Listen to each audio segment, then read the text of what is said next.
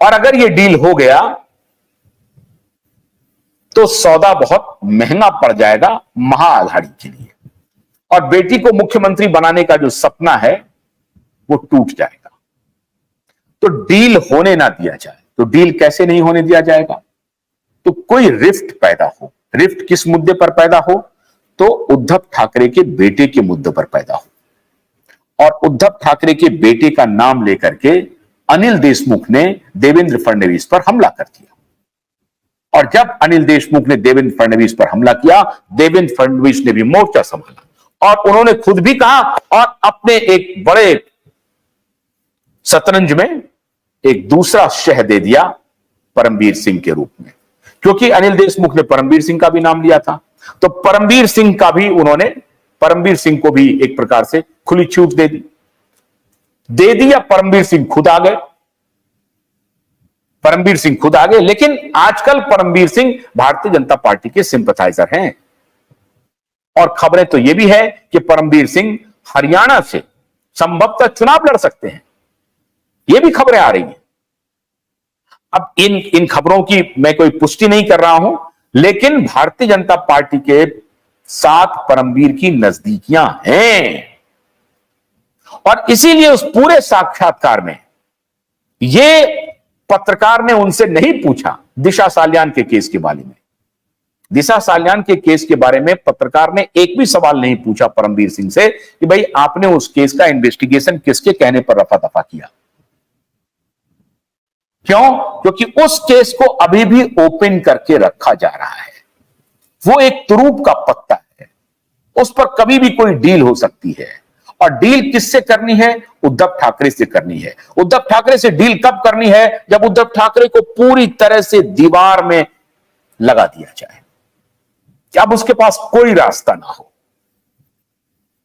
लेकिन हमारे एक कुछ सोर्स बतला रहे हैं कि अब उद्धव ठाकरे और भारतीय जनता पार्टी बहुत दूर निकल गई है, इसलिए इन दोनों के रिश्ते लगभग असंभव है, लगभग असंभव है। और इस रिश्ते में संभवतः ना तो संघ ये रिश्ता चाहता है और ना ही मोदी जी ये रिश्ता चाहते हैं। लेकिन महाराष्ट्र के कुछ लीडर हैं जो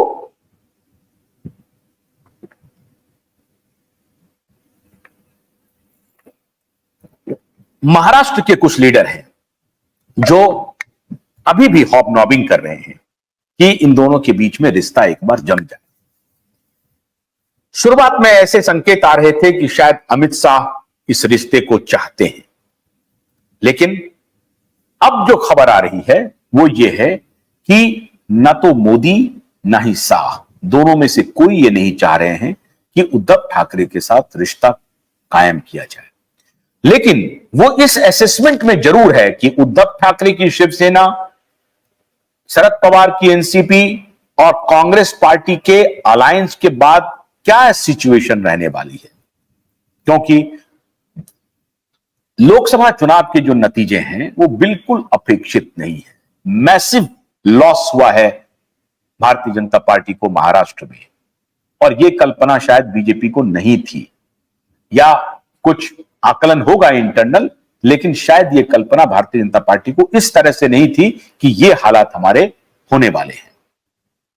लेकिन ये हालात हुए, और अब उद्धव ठाकरे को लगने लगा है कि अब मेरा कोई रास्ता नहीं बचा है, तो वो डायरेक्ट फ्रंट खोल दिया, और डायरेक्ट फ्रंट अपने लॉबिंग के लिए खोला, और वो राहुल गांधी से, सोनिया गांधी से दिल्ली दरबार में उन्होंने हॉबनॉबिंग करना शुरू किया। लेकिन यह असंभव सा काम दिख रहा है। मित्रों, सच्चाई तो यह है कि उद्धव ठाकरे इस बार महाअघाड़ी के मुख्यमंत्री के उम्मीदवार नहीं, और अगर उद्धव ठाकरे मुख्यमंत्री के उम्मीदवार नहीं होंगे तो जो बची खुची शिवसेना है वो आज ही समझिए कि उसके खात्मे की खबर आपको आने लगेगी। शिवसेना अब आगे नहीं बढ़ पाई, उद्धव ठाकरे की शिवसेना। इसलिए मित्रों, नैसर्गिक न्याय होने लगा है। परमबीर सिंह ने भी अपनी चुप्पी तोड़ दी है। अब परमबीर सिंह ये क्यों कह रहे हैं कि मेरे पास बहुत कुछ है जिसे मैं अभी नहीं खोलना चाहता, धीरे धीरे खोलूंगा, ये वक्त नहीं है खोलने का, जब समय आएगा तो खोलूंगा। किस समय का इंतजार कर रहे हैं? क्या वो इंतजार कर रहे हैं कि दिशा सालियान और सुशांत के केस को सीबीआई और एसआईटी किस दिशा में ले जाना चाह रही है? क्या दिशा सालियान के केस को देवेंद्र फडणवीस और एकनाथ शिंदे आखिरी तुरूप का पत्ता समझ रहे हैं? अब ये जो स्थिति है ये बनती जा रही है।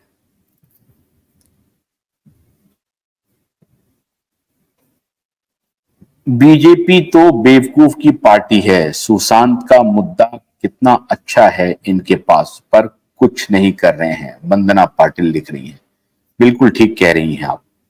Suhasini Sharma, sir Uddhav Thackeray is involve with Gupta brothers. They are involve in all types of activities, whether it is murder, human trafficking, everybody knows everything about them in world except courts.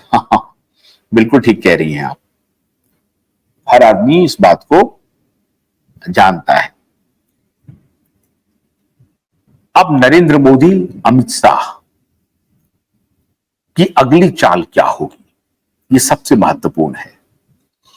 Bharatiya Janata party में अभी गठन होना है इलेक्शन चुनाव कमेटी की। गठित हो गई है चुनाव कमेटी, वो अपना काम कर रही है। लेकिन भारतीय जनता पार्टी के राष्ट्रीय अध्यक्ष पद का चुनाव होना है, उसके मीटिंग का दौर चल रहा है। और कुछ नेताओं के नाम महाराष्ट्र से चल रहे हैं, उसमें देवेंद्र फडणवीस भी एक है। अब ये जो वानगी चल रही है, तू डाल डाल हम पात पात, भारतीय जनता पार्टी ये एसेस कर रही है कि क्या देवेंद्र फडणवीस को राष्ट्रीय अध्यक्ष के लिए चुना जा सकता है। नाम चल रहे हैं, शिवराज सिंह के नाम चल रहे हैं और अलग अलग नेताओं के नाम चल रहे हैं। लेकिन भारतीय जनता पार्टी अब एसेस कर रही है। तो आपको अगस्त के आखिरी सप्ताह में कुछ पॉलिटिकल हैपनिंग्स भी आपको देखने को मिलेगी। लेकिन एक हैपनिंग तो आपको मिल गई, और वो हैपनिंग है उद्धव ठाकरे अब मुख्यमंत्री के उम्मीदवार नहीं होंगे। और अगर मुख्यमंत्री के उम्मीदवार नहीं होंगे महाअघाड़ी में, तो उनकी पार्टी टूट जाएगी।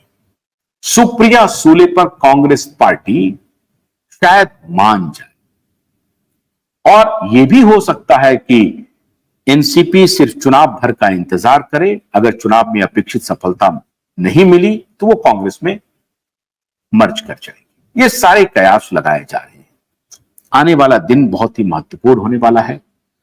एक जो सर्जिकल स्ट्राइक की बात अभी आने वाली है वो भी मैं बताऊंगा। लेकिन अभी उद्धव ठाकरे और आदित्य ठाकरे जो दर दर भटक रहे हैं, ये और कुछ भी नहीं है, दिशा और सुशांत का नैसर्गिक न्याय है। तो बहुत बहुत शुक्रिया आज हमारे साथ जुड़ने के लिए। आज इस बातचीत में इतना ही। आशुतोष को अनुमति दीजिए। नमस्कार।